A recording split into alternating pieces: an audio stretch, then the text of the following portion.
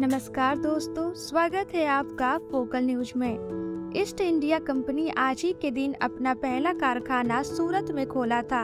Company ने 406 साल पहले सूरत में 11 जनवरी 1613 को मुगल बादशाह की इजाजत मिलने के बाद इसे खोलकर प्रोडक्शन शुरू किया था। इस कारखाने में रजाई, गद्दे और कपड़े बनाए जाते थे। जहांगीर ने अपनी खास रणनीति के तहत कंपनी को इजाजत दी थी। हालांकि कंपनी ने धीरे धीरे इंडिया में कारोबार फैलाया और भारत को गुलाम तक बना लिया। साल 1608 में William Hawkins east India company के जहाज लेकर सूरत आया था। इसके बाद कंपनी ने भारत में अपना पहला कारखाना सूरत में 11 जनवरी 1613 को खोला था। ब्रिटिश ईस्ट इंडिया कंपनी का गठन 1599 में क्वीन एलिजाबेथ द्वारा 1600 में दिए गए चार्टर के तहत किया गया था। ब्रिटिश जॉइंट स्टॉक कंपनी, जैसा कि पहले जाना जाता था, दक्षिण और दक्षिण में एशियाई देशों के साथ व्यापार के लिए जॉन वाट्स और जॉर्ज वाइट द्वारा स्थापित की गई थी। पूर्व साल 1708 में प्रतिद्वंदी न्यू कंपनी का ईस्ट इंडिया कंपनी में विलय हो गया था। कंपनी के कामकाज की निगरानी गवर्नर इन काउंसिल करती थी। इस जॉइंट स्टॉक कंपनी में ब्रिटिश व्यापारियों और रईसों के शेयर थे। ब्रिटिश सरकार के पास कंपनी पर कोई नियंत्रण अधिकार नहीं था। British east India company Bharat में मसालों के व्यापारियों के रूप में आई थी, जो उस समय यूरोप में एक बहुत ही महत्वपूर्ण वस्तु थी, क्योंकि इसका उपयोग मांस को संरक्षित करने के लिए किया जाता था।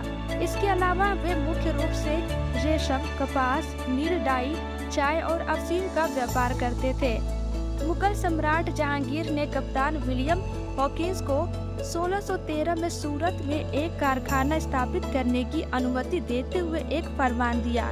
जल्द ही विजयनगर साम्राज्य ने भी कंपनी को मद्रास में एक कारखाना खोलने की अनुमति दे दी और ब्रिटिश कंपनी ने अपनी बढ़ती शक्ति में अन्य यूरोपीय व्यापारी कंपनियों को ग्रहण करना शुरू कर दिया।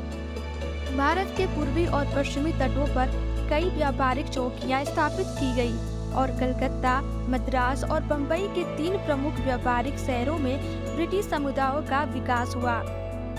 कोलकाता के संस्थापक जॉन चरनोक ने 1690 में सुल्तानती में एक कारखाना स्थापित किया।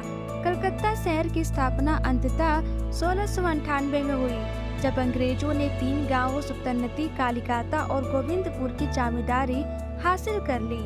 इसके तुरंत बाद 1700 में फोर्ट विलियम की स्थापना की गई।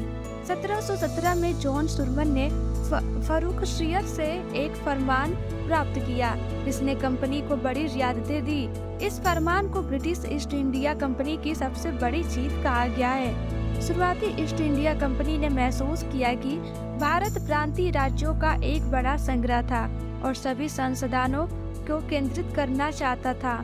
इस प्रकार कंपनी ने भारतीय राजनीति में हस्तक्षेप करना शुरू कर दिया और उनकी किस्मत में लगातार वृद्धि देखी जाने लगी। भारत पर अंग्रेजों की पहली सबसे बड़ी हड़ताल 1757 में प्लासी के युद्ध में रॉबर्ट क्लाइव के हाथों बंगाल के नवाब सिराज उद दौला की हार थी।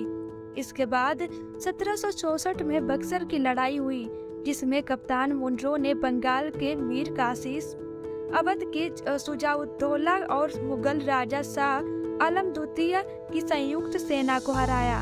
धीरे धीरे लेकिन निश्चित रूप से ईस्ट इंडिया कंपनी एक व्यापारिक कंपनी से एक शासक के रूप में परिवर्तित होने लगी। 1858 तक ईस्ट इंडिया कंपनी की शक्तियां बढ़ती रही। जब 1857 के विद्रोह के बाद इसे भंग कर दिया गया और ब्रिटिश शासन शुरू करने के लिए ब्रिटिश काउंट के भारत पर प्रत्यक्ष नियंत्रण कर लिया। हिंद महासागर में ब्रिटेन के व्यापारिक प्रतिद्वंदी डच और पुर्तगाली पहले से ही मौजूद थे। तब किसी ने अनुमान भी नहीं लगाया होगा कि ये कंपनी अपने देश से 20 गुना बड़े दुनिया के सबसे धनी देशों में से एक और उसकी लगभग 1/4 आबादी पर सीधे तौर पर शासन करने वाली थी। तब तक बादशाह अकबर की मृत्यु हो चुकी थी। उस दौर में संपत्ति के मामले में केवल चीन का मिंग राजवंश ही बादशाह अकबर की बराबरी कर सकता था। हाफिज खान निजामुल मुल्क की किताब मुतनकबुल बाब के अनुसार अकबर ने 5,000 हाथी, 12,000 घोड़े, 1,000 चीते, 10 करोड़ रुपए, बड़ी अशरफियों में 100 तोले से लेकर 500 तोले तक की 1000 अशरफियाँ, 272 मन कच्चा सोना, 370 मन चांदी, 1 मन जवाहरात जिसकी कीमत 3 करोड़ रुपए थी, अपने पीछे छोड़ा था। अकबर के शहजादे सलीम नूरुद्दीन जहांगीर के उपाधि के साथ तख्त पर आसीन हो चुके थे। शासन में सुधारों को लागू करते हुए कान, नाक और हाथों को काटने का दंड समाप्त कर दिया गया था। शराब और दूसरी नशीली वस्तुओं का प्रयोग और विशेष दिनों में जानवरों के वध पर पाबंदी का आदेश देने के साथ कई अवैध करों को हटाया जा चुका था। सड़कें, कुएं और सराय बनाए जा रहे थे। उत्तराधिकार के कानूनों को सख्ती से लागू किया गया था और हर शहर के सरकारी अस्पतालों में मुफ्त इलाज का आदेश दिया गया था। फरियादियों के फरियाद के लिए महल की दीवार से न्याय की एक जंजीर लटका दी गई थी। ऐसी तमाम वीडियोस के लिए चैनल को सब्सक्राइब करें। वीडियो अच्छा लगे तो लाइक शेयर भी जरूर करें।